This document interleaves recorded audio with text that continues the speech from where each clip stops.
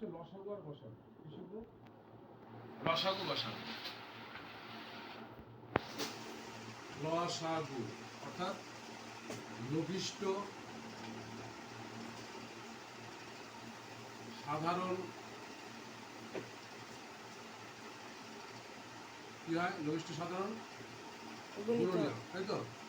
গুণিতক গুণিতক গুণিতক গুণিতক। আর গসাগু মানে কি?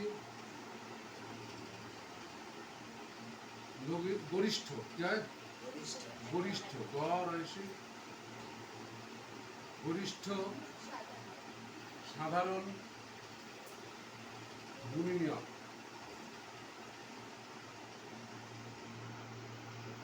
এবার এই জিনিসটা কি? গুণিতক আর গুণনীয়ক মানে কি? গুণিতক অর্থাৎ নাম তার টেবিল, তাই তো? যেমন 2 এর গুণিতক গুলো কি কি?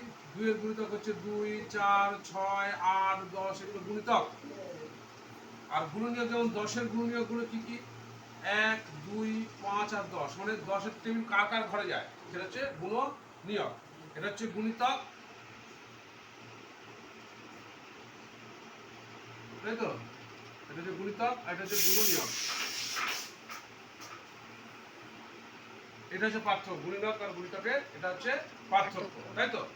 গুণিতক মানে হচ্ছে টেবিলটা, তাই তো? আর 10 কার কার টেবিলে যাবে সেইগুলো হচ্ছে তার গুণনীয়ক। এইবার প্রশ্ন হচ্ছে আমরা আজকে যে অঙ্কগুলো করবো এগুলোর মধ্যে যে জিনিসগুলো সব থেকে বেশি ইম্পর্টেন্ট সেটা কি না, এখানে কি হবে? এখানে প্রথমে 1 নম্বর হচ্ছে কমন যাবে। কি আছে?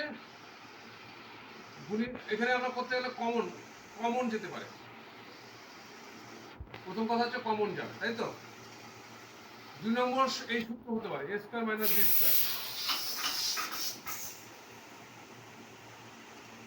3 নম্বর যদি এরকম সূত্র থাকে a - b a+b² বা a - b² থাকে, তাহলে আমরা ফর্মুলা করব না, আমরা করব হচ্ছে কি না a+b ইনটু a+b, আবার এটা করব a - b into a - b।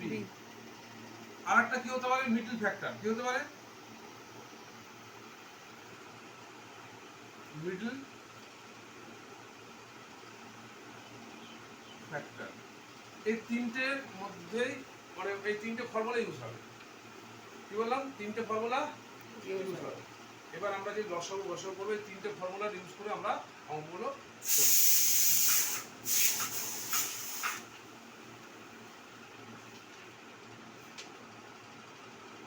যেমন ধরো আমাকে বলছে একটা অঙ্ক,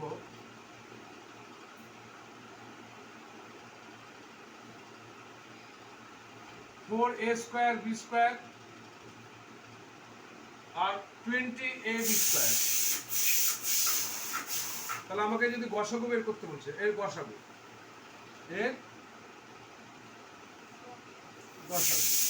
তাহলে 4 সমান কি লিখবো? 4a² b² যদি ভাঙি 2 into 2 into a into a into b into b, square মানে দুবার, তাই তো? তাই দুবার a হবে গুণ, আর b² মানে দুবার b গুণ হবে, তাই তো?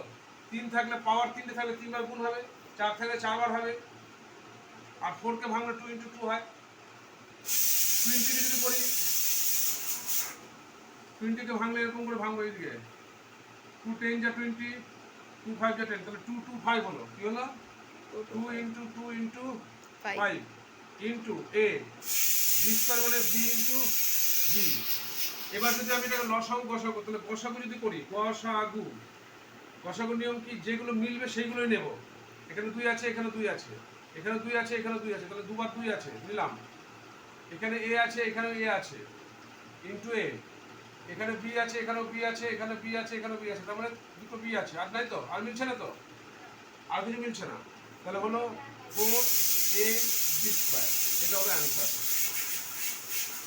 আর যদি এটা লসাগু বের করতাম, যদি এটা কি বের করতাম? লসাগু। এটা যদি লসাগু বের করতাম, আমার নিয়ম হচ্ছে যেগুলো মিলবে সেগুলো নিতে হবে, যেগুলো মিলবে না সেগুলো নিতে হবে। কি বললাম? তাহলে আমি প্রথমে হচ্ছে সংখ্যাটা নিই। এখানে দুটো 2 আছে, আগে নিলাম প্রথম লাইনের সংখ্যাটা নিলাম, ঠিক আছে। দ্বিতীয় লাইনের সংখ্যায় দেখো কি কি মিলেছে কি কি নাই। দুটো দুই নিয়ে নিয়েছি, একটা 5 নিয়ে 5 লিখলাম, ঠিক আছে, সংখ্যা চলে গেল। এবার দুটো এ আছে, দুটো এ লিখলাম। নিচে কটাই আছে? একটাই, তার মানে না হয়ে গেছে, তাই তো। উপরে দুটো বি আছে, নিচে দুটো বি আছে। তাহলে আমরা কি নিলাম? যেটা মিলেছে সেটাও নিয়েছি, যেটা মেলেনি সেটাও নিয়েছি। তাহলে এবার কি হলো? 2 2 4 4 5 20, 20 a স্কয়ার b স্কয়ার।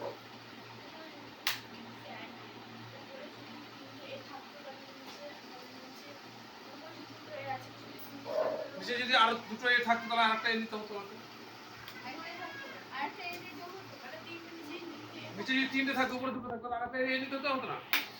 এখানে একটা জিনিস বুঝতে হবে যে লসাগুর সময় ম্যাক্সিমাম পাওয়ার না হয়। কি বললাম?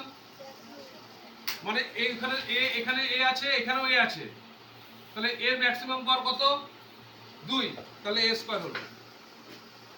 বি এর ক্ষেত্রে দেখো ম্যাক্সিমাম পাওয়ার দুটোই 2 আছে, তাই স্কয়ার হলো। আর লসাগুর ক্ষেত্রে মিনিমাম পাওয়ার নেওয়া হয়। লসাগুর ক্ষেত্রে দেখো কি করেছি, এই গসাগুর ক্ষেত্রে মিনিমামটা নেওয়া হয়, লসাগুর ক্ষেত্রে ম্যাক্সিমামটা নেওয়া হয়। কি বললাম?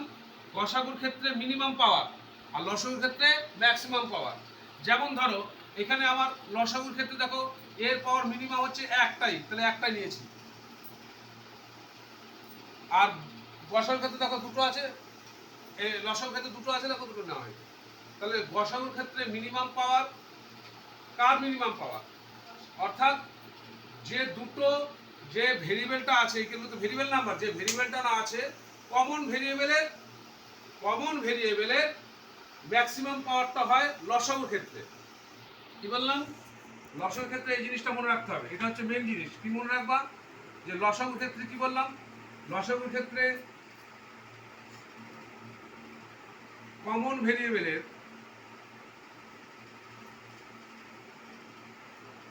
ভেরিয়েবলের ম্যাক্সিমাম পাওয়ার, তাই তো,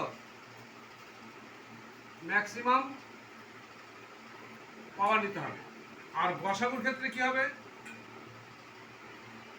কমন ভেরিয়েবলের মিনিমাম পাওয়ার কি হবে?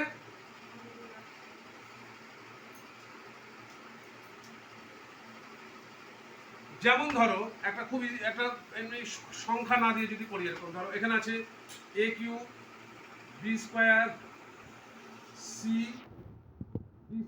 ডি ফোর, এরকম আছে, তাই তো। আর একটা আছে ধরো A B four C Q D, এরকম আছে। এটা যদি আমাকে লসাগু বলে, তাহলে এখানে এ আছে, এখানে এ আছে, এর ম্যাক্সিমাম পাওয়ার কত? 4 এক্স এর ম্যাক্সিমাম পাওয়ার কত হচ্ছে? 4 এক্স এর এখানে পাওয়ার কত? এখানে এক্স এর পাওয়ার কত? তাহলে ম্যাক্সিমাম পাওয়ার কত হলো?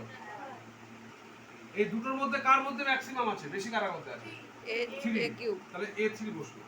দুটোর মধ্যে অ্যানালাইসিস করতে, যোগ করবা না। বি এর পাওয়ার, এটা স্কয়ার আছে না 4 আছে, কোনটা বেশি আছে? b4 4, তাহলে b4 নেব। হ্যাঁ, ওই যে বললাম লসাগুর ক্ষেত্রে ম্যাক্সিমাম পাওয়ার নেব কমন ভেরিয়েবলে। সি এখানে কটা আছে? এখানে সি কটা আছে? তাহলে কটা নেব? 3টে। এখানে ডি কটা আছে? এখানে ডি কটা আছে? কত নেব? তাহলে d4। এটা হচ্ছে তোমার আমার লসাগু। গসাগুর ক্ষেত্রে কি হবে? কম নেব। এবার এখানে কোনটা কোথায় কম আছে? এ। বি এর পর কটা আছে? দুটো, এখানে 4টে, তাহলে কম কটা আছে? স্কয়ার নেব। সি এখানে একটা আছে, এখানে 3টে আছে, কটা নেব?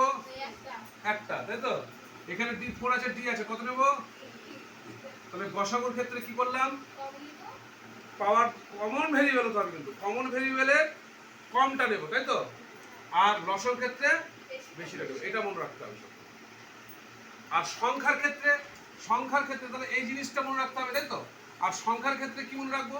সংখ্যার ক্ষেত্রে হচ্ছে যে, যেমন সংখ্যার ক্ষেত্রে একই, যেমন এখানে ধরো আছে 2 into 2 into 2 into 2 into 3 into 3, এরকম আছে। আর একটা ধারা আছে 2 into 3 into 3 into 3 into 5 into 5, এরকম আছে। এবার যদি আমি এখানে লসাগু করি, তাহলে 2 এর এখানে কটা আছে? 2। এখানে 2 কটা আছে? তো লসর ক্ষেত্রে সবথেকে বেশি কটা নেব? 4টে নেব। 3 কটা আছে? এখানে কটা আছে? তাহলে কটা নেব? 3টে। এখানে 5 আছে? এখানে 5 আছে, তাহলে এটাও নিতে হবে। কটা আছে? 2টো। এবার গুণ করলে যেটা হবে সেটা হচ্ছে লসাগু। 2 4 8 2 16, 88, 400, 400 3600,